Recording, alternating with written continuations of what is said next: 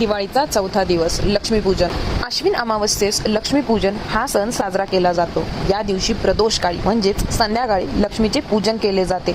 लक्ष्मी ही फार चंचल असते असा समज आहे. त्यामुळे शक्यतोवर हिंदू शास्त्राप्रमाणे लक्ष्मीपूजन हे लक्ष्मी स्थिर राहावी म्हणून करतात.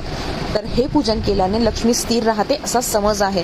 अनेक घरात श्री सूक्त पठणही केले जाते. व्यापारी लोकांचे हिशोबाचे नवीन वर्ष विक्रम संवत लक्ष्मीपूजनानंतर सुरू होते. या दिवशी सर्व अभ्यंग स्नान करतात. पाटावर रांगोळी काढून तांदोळी ठेवतात. त्यावर वाटी किंवा तबक ठेवतात. त्यात सोन्याचे दागिने, चांदीचा रुपया, दागिने ठेवून त्यांची सर्वत्र पूजा केली जाते. हा दिवस व्यापारी लोक फार उत्साहात साजरा करतात. या दिवशी लोक स्वच्छता करण्यासाठी लागणारी नवी केरसुनी विकत देखील घेतात. तिलाच लक्ष्मी मानून तिच्यावर पाणी घालून हळदी कुंकू वाहून घरात वापरण्यास सुरुवात करतात. प्राचीन काळी या रात्री कुबेर पूजन करण्याची रीत होती. कुबेर हा देवांचा खजिनदार आणि धनसंपत्तीचा स्वामी मानला जातो.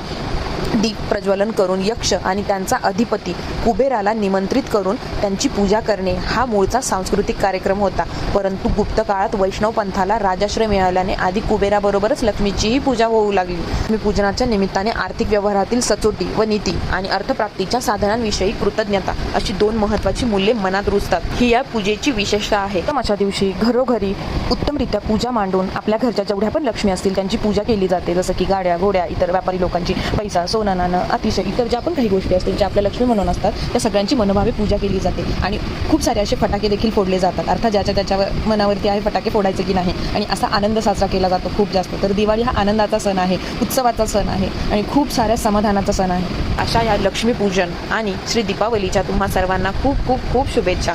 श्री माता लक्ष्मीची कृपा आपणावर कायम असू देत आणि तुम्हाला तुमचे जेवढे पण मनसंकल्प असतील, जेवढ्या पण इच्छा आकांक्षा असतील त्या सर्व पूर्ण करण्याचं सामर्थ्य श्री लक्ष्मी माता तुम्हा आम्हा देवो. हीच श्री माता चरणी प्रार्थना.